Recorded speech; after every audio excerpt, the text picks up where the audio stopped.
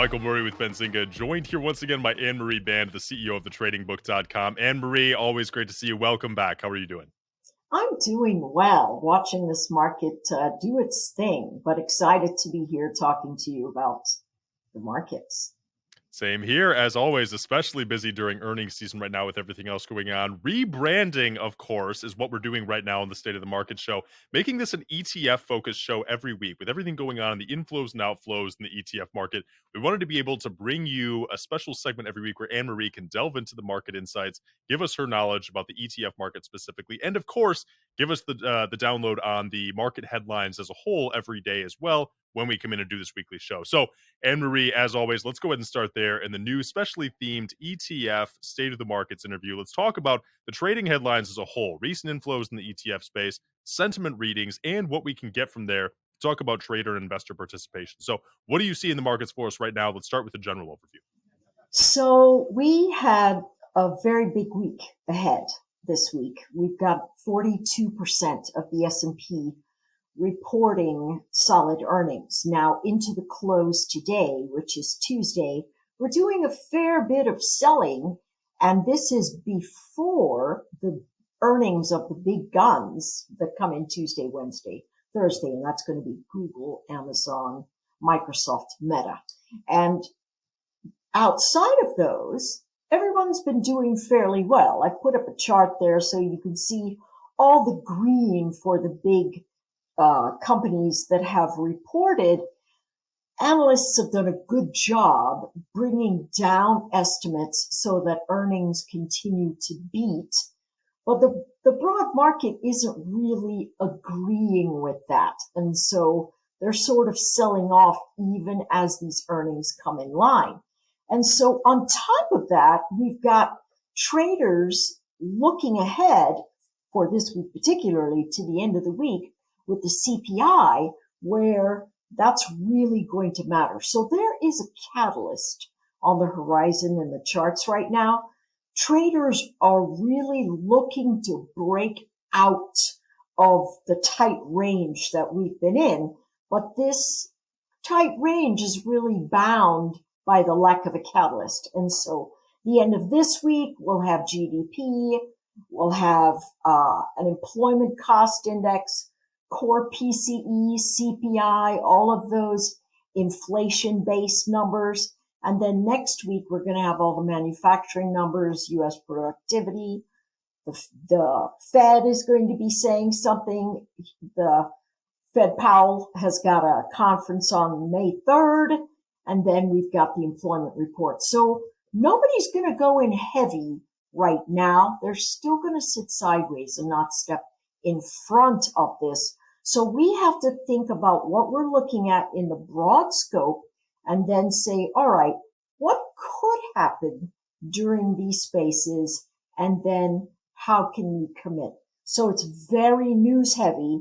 And that means stick your hands in your pockets and keep them there away from the mouse until price action gives us what we're looking for.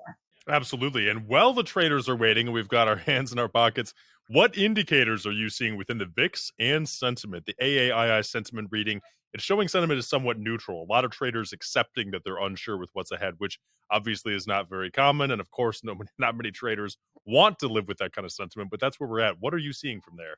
Exactly.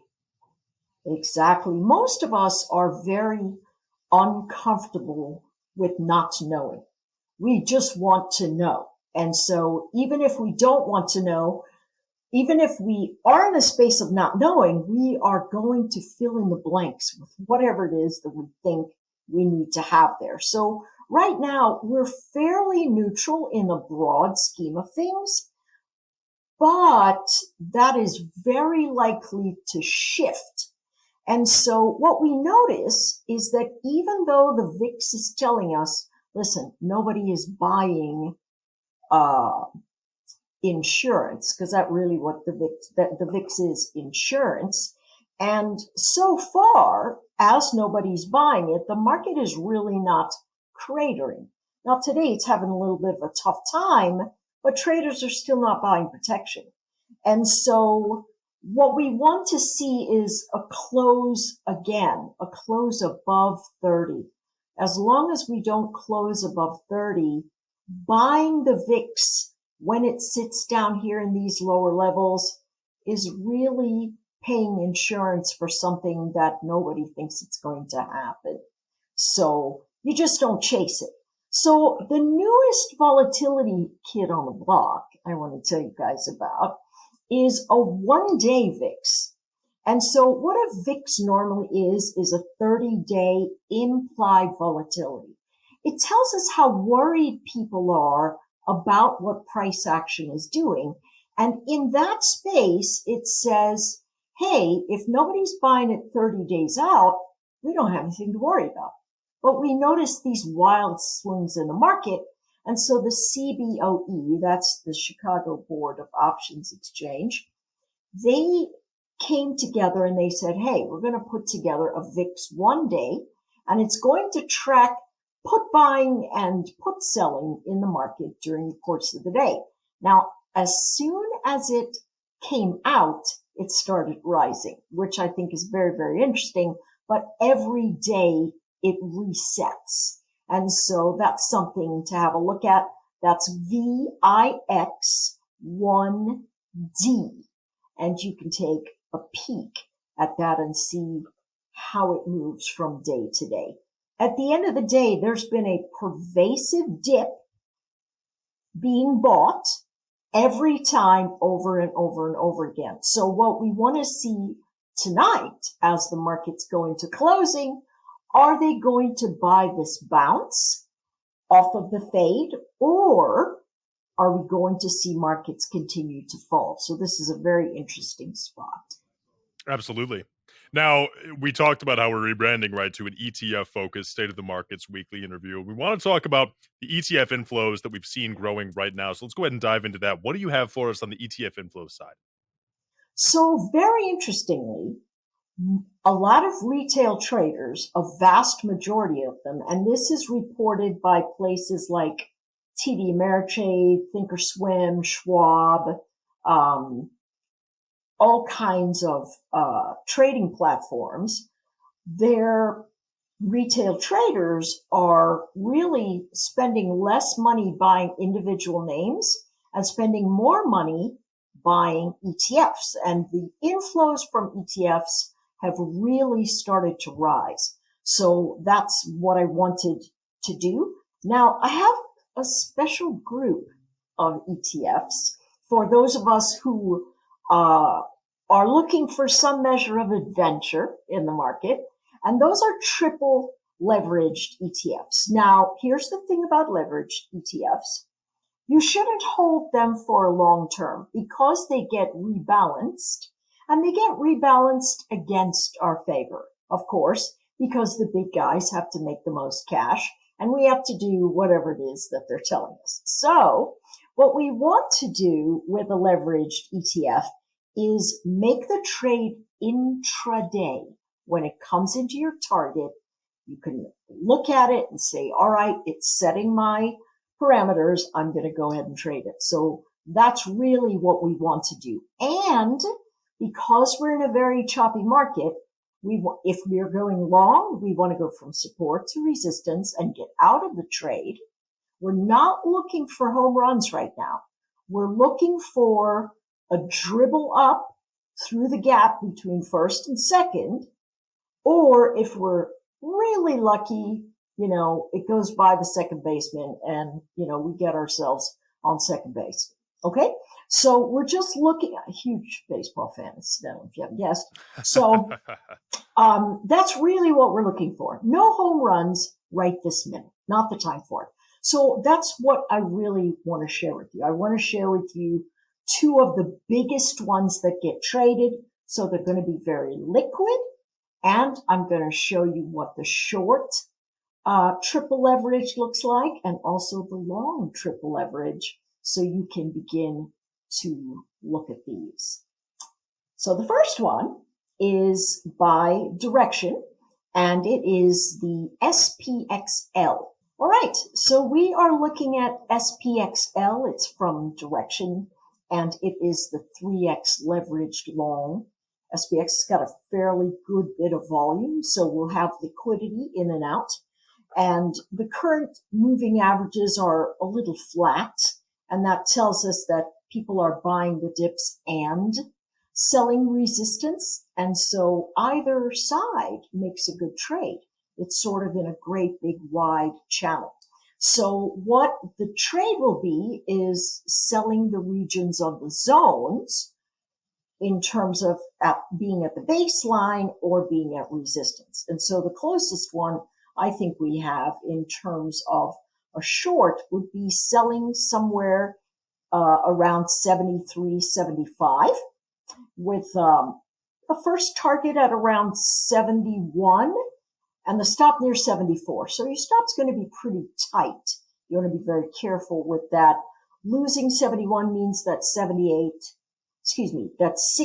and 66 are next in the chart potentially. Awesome. Okay, so recapping that one then, selling into 74 or into 71, we're likely to see some buyers before moving potentially lower down to 68. But a question for you specifically on the trade side of things, what do we do if we move into the trade and we don't see the target? Are we holding these overnight? Should we not hold them that long? What do you think? Well, it's my estimation because of the way triple leveraged ETFs are rebalanced, it's never a great idea to hold them overnight. So the best thing would be, hey, if I want to go long, I'm going to wait for my support ledge, use a daily or a weekly chart and look for that support. If it holds, you buy it, and then you buy it until it stops moving up into one of your targets that we have here, if you're going from bottom to up, or if you're going up to down, then you want to sell towards the end of the day. You just don't want to hang on to these overnight. In my estimation and in my experience, having done it several times, you definitely don't want to do that. Excellent. Okay, really good advice. What's next for us? Talk to us about the 3x leveraged SPX short. Okay, so that is very interestingly and simply SPXS for SPX short. And so what I'm seeing with this chart is that we've got ourselves a rounding bottom. So it tells me that there's a potential for the broad market to give back just a little bit. So we're actually going to look for a long with this SPX short. Now that might be a little confusing, but here's the bottom line. These things are positioned so that if you are thinking the market's going to go down, rather than having to sell something, you can actually buy its inverse. And so that means you can trade it in an IRA, you can trade it in all kinds of places that maybe you can't trade if you're not allowed to short instruments. So something like this is really nice. So the trade here would be on the fade. You want to get it near 720 to 740. Your first targets are going to be into 1850 and then potentially 20. This one's got a lot of room to run if the market goes poorly, but it will be in an uptrend if the market starts to trend downward. So that's really what I'm looking for. Today it's had a really big bounce, and so today would not be the day to go long. You'd wait for it to fade a little, have it come back into that 1720 to 1740 area. Terrific. So recapping that long, then dips near 17.2, targets into 18.5, potentially 20. And then, of course, we always cover the trade at the end of the day to be safest. That makes a ton of sense. Love the ETF highlights we're getting here. I think that addition to the show is fantastic, especially since we still get the overall look at the market headlines to determine the plays we're making into that. Anne-Marie Band, CEO of thetradingbook.com. Thank you as always. And of course, you can catch me and Anne-Marie Band breaking down the markets again next week on the State of the Markets ETF Inside Show. And make sure you follow Anne-Marie Band on Benzinga Pro, where recommendations and stock trades will be found. Anne-Marie, thank you as always. My pleasure. See you guys next week. See you next week, Anne-Marie.